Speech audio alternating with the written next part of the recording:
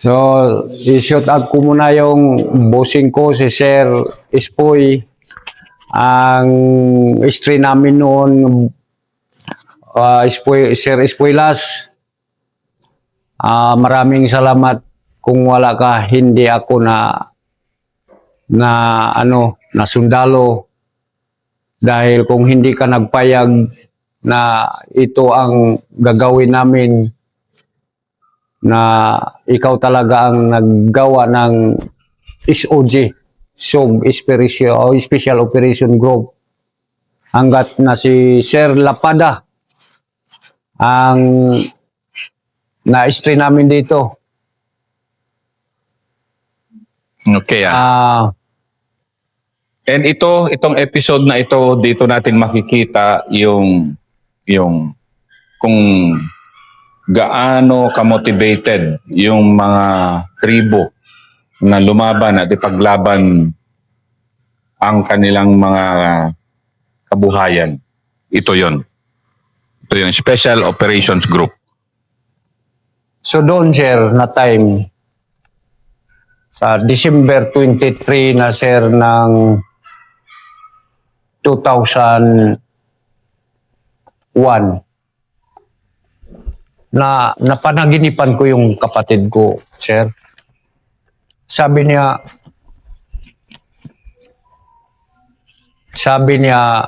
magsama ako sa inyo, sama ako sa iyo. Parang tinuruan talaga ako. Doon ako kahit na December, sabi ko, sir, maglakad ako, sir.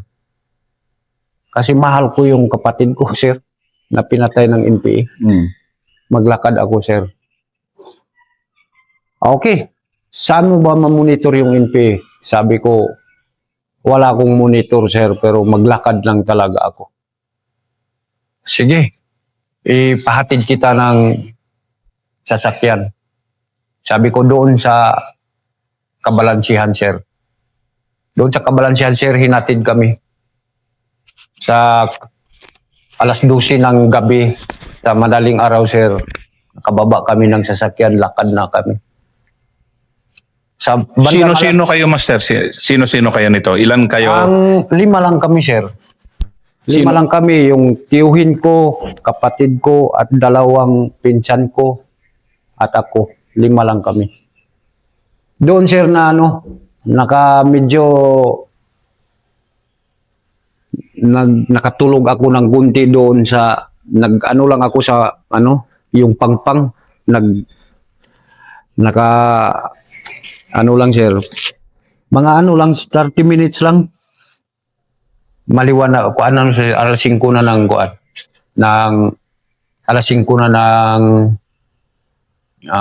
umaga. Nagtuloy na kami naglakad doon sa ibabaw, sir, sa babaw. Tinitingnan ko yung nakaabot kami ng kampo ng NPA, sir. Marami pala sila. Sandali, 5 lang kayo. Oo, 5 lang kami. Pero wala na dyan ang NPA, sir. Nag-alis na sila doon sa kampo nila, sir. Nagbaba na doon sa may sityo. Sityo ng Kabuluan, sir, Kitaw-Taw, Bukidnon. Doon na sila, sir. Halo-halo na sila sa mga civilian doon. Kasi kinabukasan, sir, 24 na ng December. So, Pasko na. Pagpapasko na. Doon, sir, tinitingnan ko sila kasi may bayno man kami. Inisyo ng ISPOR, bayno. Nandoon pala sa sityo, sir. Kasali ng mga may nag-gitar-gitar doon, may naglilitsyor, may naglaro ng basketball. Ang naglaro sila, sir, ng basketball, yung iba na NPA. Sabi ko, puntahan na natin. Pinuntahan namin, sir. Sabi ko, kung ano ang gagawin ko, yun din ang susundin niyo. Kasi wala tayo nagdaan ng training. Hindi tayo nagdaan ng training. Pero huwag kayong basta-basta magpaputok. Kasi magtanong kayo sa akin kung paano tayo magpaputok. Kahit nakalaban na, huwag kayong magpaputok. Pag hindi ako magsabi na huwag magpaputok. Kasi ang sinumpaan ko doon sa 8IB sa ating unit na mahirap na tayong magagawa ng hindi mabuti dito sa mga tao. Kasi parang ano lang tayo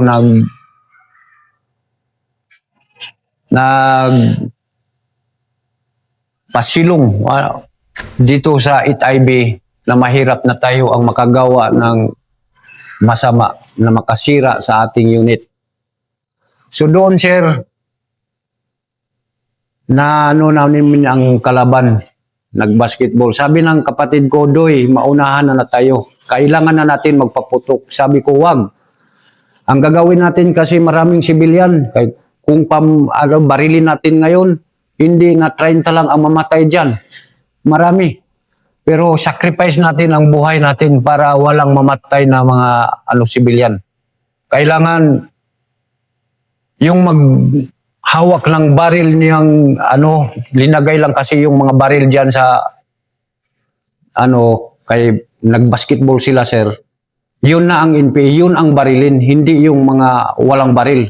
Kahit nakalaban na pag way baril, hindi na ng baril, maghawak ng baril, wag na nang barilin kasi hindi natin alam kung civilian ba o hindi.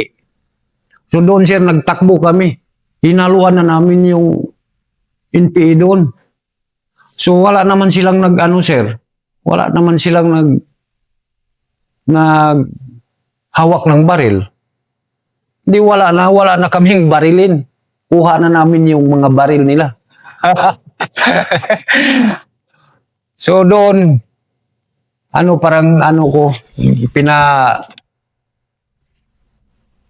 kuhaan ko ang mga civilian doon, sir. Parang nag-meeting kami doon sa mga civilian. Sabi ko, alam mo ba yung ginawa namin dito? Sinecrifice namin yung sarili namin kahit na kami ang mamatay. Hindi lang kayo. Kasi kung tutuusin, pwede kayong barilin na. Pwede na kayong patayin na dito. Kasi mga NPA na kayo, mayroon ng ebidensya. Pero sa akin, iba. Hindi ko talaga matiis ang konsensya ko kung may sibilyan na mamatay kasi ang nadaanan ko doon na patayin sana kami ng NPA na wala naman kaming kasalanan. Hindi naman namin din sinadya nga puntahan kami ng mga armado. Yun ang dahilan kung bakit ang putok natin dito. O nakarinig ba kayo ng sigaw ko na yung maghawak ng baril, yun na ang NPA, yun ang barilin. So ngayon, pero alam ko rin yung mga lugar dyan, sir. Pero ang ginawa ko doon, sir, sinabihan ko ng mga sibilyan nga ngayon, hindi ko alam yung mga daanan dito kasi hindi man ako taga dito.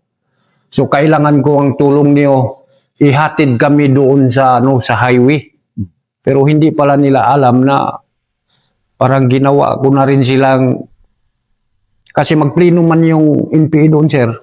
Kainin kayo doon sa dami nila. 5 lang kami. Tapos wala na, bulabog na kami doon kasi nakuha na namin yung mga baril nila. Kahit saan siguro kami mag-exit, sir, doon ang kalaban kasi magpleno man sila kay December 24 na yun, sir. So doon, sir, sinamahan kami sabi ng mga sibilyan, sige, ihatid tayo dito, ihatid kayo doon sa highway. Hinatid kaming 5 doon, sir. Sibilyan, marami ang mga sibilyan, sir. Naghatid doon. So, wala. Safety pa kami ng sir. Kasi may sibilyan. Naka-recover pa kayo? 6 na baril, sir. Pang-6 yung 2-3. Kaya, walang civilian na damay. Wala rin kayo napatay. Walang namatay, sir. Walang namatay kasi sabi ko ni Sir Espuelas para magtiwala naman sila sa amin, sir, na kami lang ang maglakad-lakad na hindi ako magawa ng sir, anong masama. Baka sabihin niyo na itong gamitin ko ito sa pumatay ng mga tao na walang hindi NPA o unsa ba bang gagawin ko diyan hulga ko ba yan o panulis ako? Hindi, sir. Yun ang dahilan, sir, kung bakit hindi tayo namaril ng mga ano dyan. Ang barilin ko talaga, sir, yung maghawak sana ng baril. Kasi nag-basketball man yung NPA doon. Pero kaya wala naman naghawak ng baril, so sino pang barilin natin? So isa lang ang nagpaputok doon, sir, yung kasama na namin ngayon na surrenderes doon, si Salusad. Yun ang nagpaputok, sir, kasi kasama yan sa aking ano, sir, sa inkwentro namin doon. Nakalaban pa siya noon. Oo, kalaban pa siya. Andito siya, di ba? O, nandyan, sir. Ito yung masaya Siya sa mga batalyon. nagpaputok, sir. Ang ginawa ko doon, pinatindig ko yung mga, ano, sir, mga civilian. Kami naman ang nagdapa doon. So, ang bala nila, sir, doon sa taas, kasi may mga civilian man. Tapos, inasult namin yung may nagpaputok dyan, nakakuha pa kami ng isang baril. Maganda mamaya kung nandito si Salusan, dalawa kayong magkwento ba? Ano yung encounter na yan? So, doon na, sir, nagtataka yung ano, kasi magsakay lang kami ng mga bus noon, sir. Nang ano nang? Bus, Mm. ang galing Davao, umuwi kami ng ano. Ako wala na akong, ano, sir, wala na akong kumbat, walang chinilas. Tapos,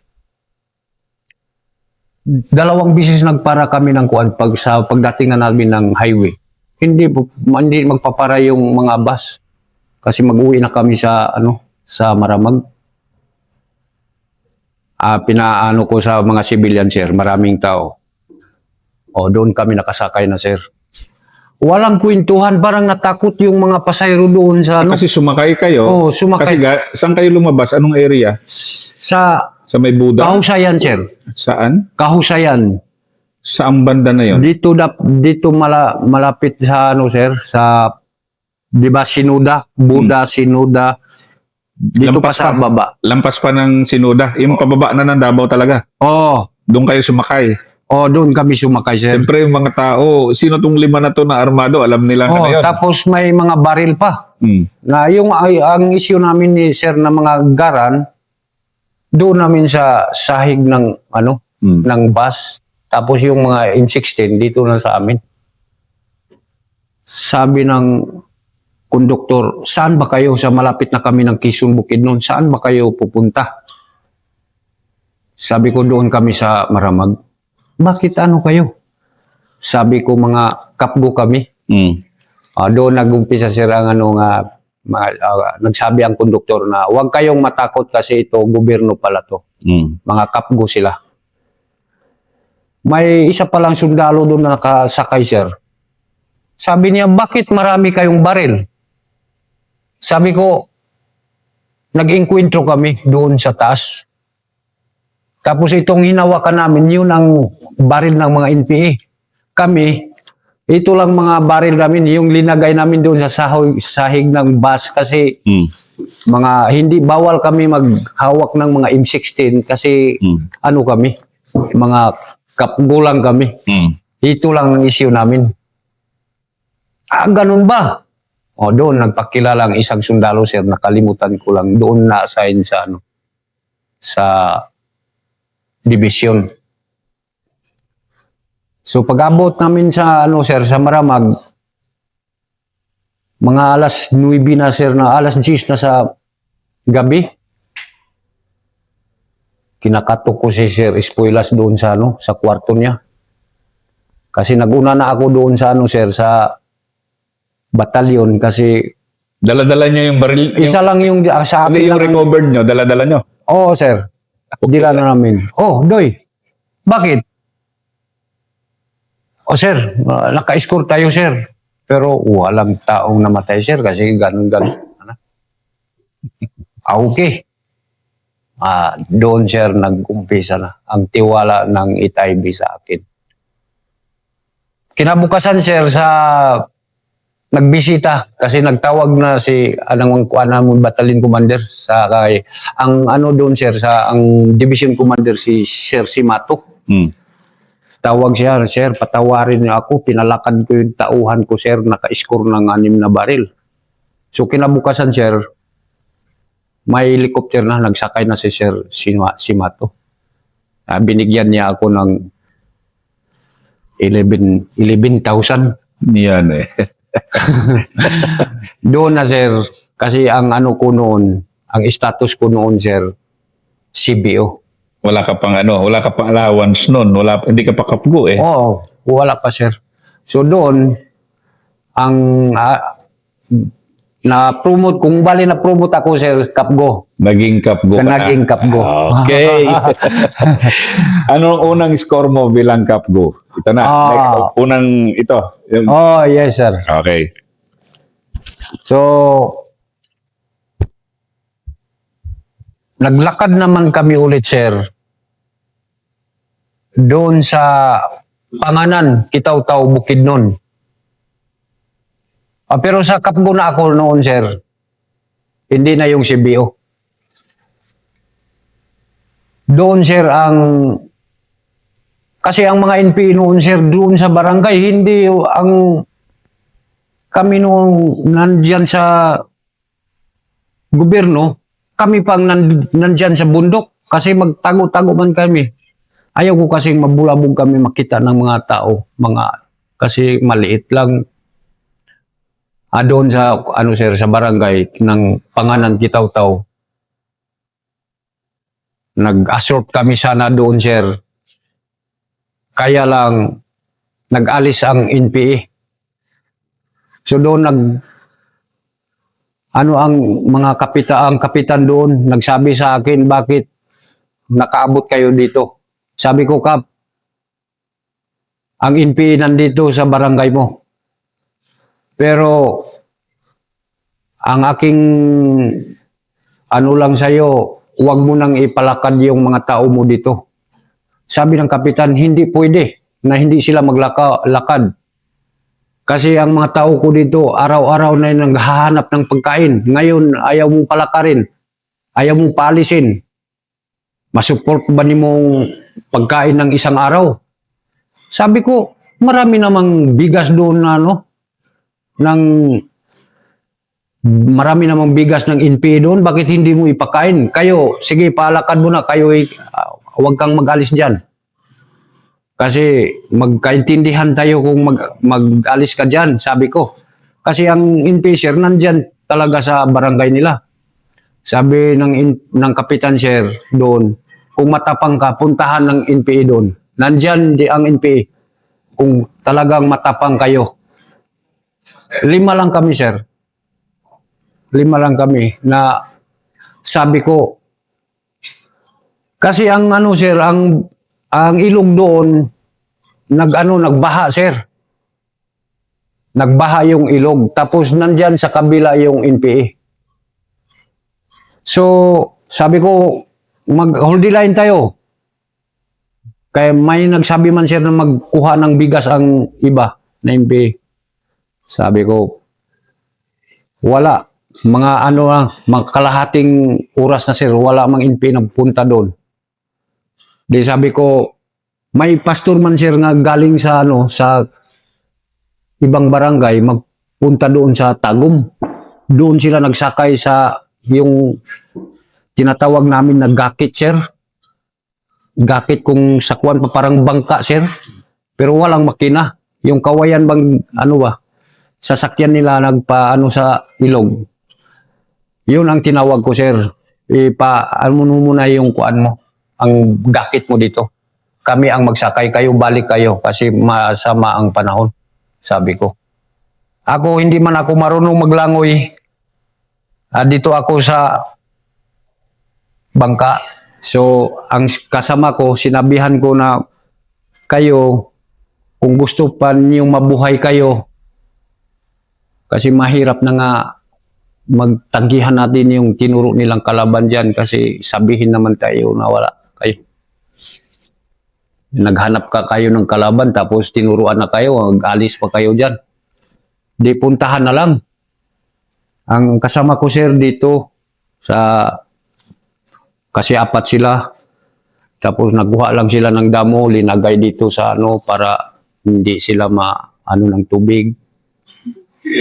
Ako, kaya hindi man ako marunong maglangoy dito ako. Pero ang reference namin, ganun-ganun ako sir sa para ipakuan nila yung bangka. Kasi nandun ang kalaban. Doon na sir. Mabuti na lang, naisipan kong tanggalin ko yung upper ko at saka yung kumbat at linagay ko doon sa yung at ang baril ko. Kasi ako talaga ang makita nila kasi nandito man ako. Doon, sir, na nag-inkwentro na talaga kami, sir. Sa bangka, sir. Sa bangka. Tapos, pinakuan nila ang bangka sa aking, dinala nila ang bangka doon na sa kalaban talaga. Yung kalaban, sir, nandoon sa bahay. Yung baril nila nandoon sa bahay. Kung ako pa sa NPA, sir, magtakbuhan na. Hindi na magpasok pa ng bahay kayo magkuha sila ng baril. Di, binaril namin. Hanggat 3C ang patay, sir, ng NPA. 3C ang patay. Dali napakalupit nito. Ito lang yung gusto ko kasing naririnig din dahil nakikita nyo, ganito katapang yung Pilipino. And then kaya natin ginagawa tong war stories para makita nyo na yung Pilipino, ipaglalaban niya yung kanyang bayan, pamilya, tribo. Ito, 5 lang kayo. Ilan na napatay niyo, Master? 3C ang patay, sir. Na hindi naman tayo bibilangan dahil kapwa Pilipino, pero sinabi kasi nilang labanan nila, armado sila, di patayin. Kung ako pa talaga sa NPA, sir, na mayroon namang nagdala ng baril dyan kasi gusto ko inkwentro, magtakbuhan na. Kasi nandoon sila lahat sa labas ng bahay. Isa lang yung commander lang yung doon sa bahay, sir, at saka yung baril linagay nila doon sa nagpasok man sila lahat doon sa baril, sir, o sa bahay kasi magkuha sila ng baril kay magganti sila sa amin. Hindi, naubos tuloy sila, sir. Ayos So, sabi ko, patay. Pero ang istri namin noon, sir, si Sir Lapada. Si Sir Lapada na ang istri namin. So doon, na-recommend na ako ng sir, nag-back-to-back base battalion ng 8IB, sir. Dahil sa inyo? Oo, sir. Tapos ako 2 beses, sir, na award di ako. Ako ang nagiging best calendar year 2001. 2 beses, sir, nagbigay sa akin ng award, sir, si General Ernesto F. Lumang Jr. at saka si General Simato, sir. Ang sarap pakinggan kasi to, Master, na isang katulad mo, 5 kayo, matapang. Pero kasi talagang merong laman talaga merong kayong, ano ba nun, nung kafgo ka na, paghihiganti pa rin yun, ang laman ng utak mo. Yes, sir. Paghihiganti talaga. Oo, sir. Kasi parang nakakaawa naman talaga, sir, ang nandoon sa bundok, lalo na yung mga tribo ko, na bakit tinuruan ng gusto na mag-against ng gobyerno, na sana tinuruan nila ng magandang paano magtanim, paano mamumuhay ng tapat. Yun sana ang tinuro ng, hindi yung turuan ng maghawak ng baril para, kasi nagdepende naman lang sa marami namang lugar doon sa bundok. Kung wala lang sanang diyan sa walang mga NPA na makabigay ng mga katakot doon sa bundok. Ako noon, sir, mag-aalaga ako ng mga manok doon, mga baboy. Kung minsan nakabili pa nga ako ng baka. Pero doon na sir, nag-umpisa yung ko sa NPA, nawala na, sir. Nawala ang kabuhayan nyo. Pagsisikap ko. Kasi wala nang makain ng pamilya mo. Kung minsan sir, nandoon ako sa bundok, magtawag yung asawa ko. Paano na lang kami, wala na kaming pagkain. Noong CBO pa ako sir. Sabi ko, kahit kapgo na ako sir. Paano kapgo noon sir na 900 naman yun? 900 pa lang. Oh, no? 900. Kailan lang ba nag-27? 2000? 2002 naman siguro sir. Sa 900 pa lang noon. Isang Oo, sakong 900. bigas noon, magkano? 270 yata noon. Basta maalala ko yung mga panahon na yun eh. Pero talagang kapos na kapos yun para sa Yes, sir. pamilya ng Kapgo. Sabi ng asawa ko, sir, paano na lang ako, wala na kaming lugaw na lang yung sir, pang umagahan nila.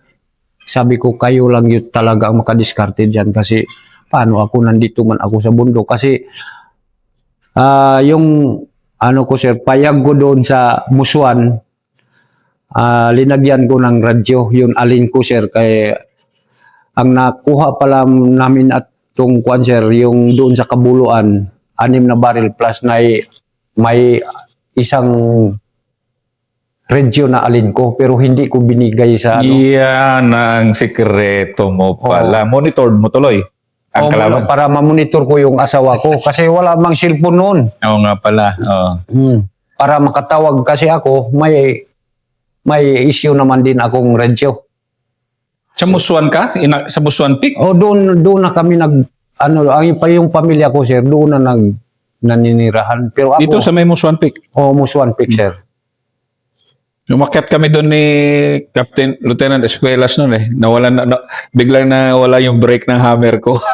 Muntikan kami doon dalawa. 1999. Pagkatapos nun sir, sinundan pala kami ni Master Tibis. Yun ang radyo man namin noon dito sa ITIB.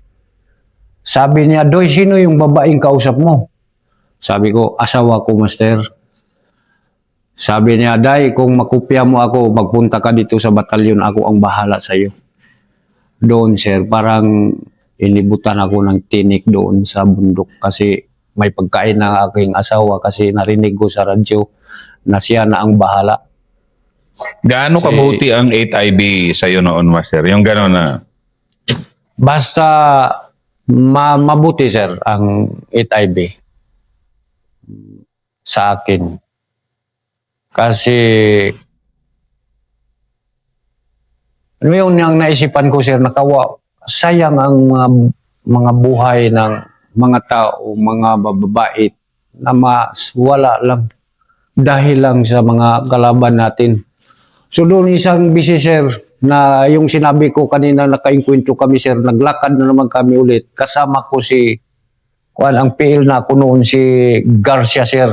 Yeah, next episode na yun. Pero yes, itong episode na to, pagtatapos, at yung nga, Kafgo na si Master, naging best Kafgo. And yung nga lang, ng mga panahon na yon, 900 pesos lang yung Kafgo. Kaya kapos talaga. So ito yung second episode ni Master.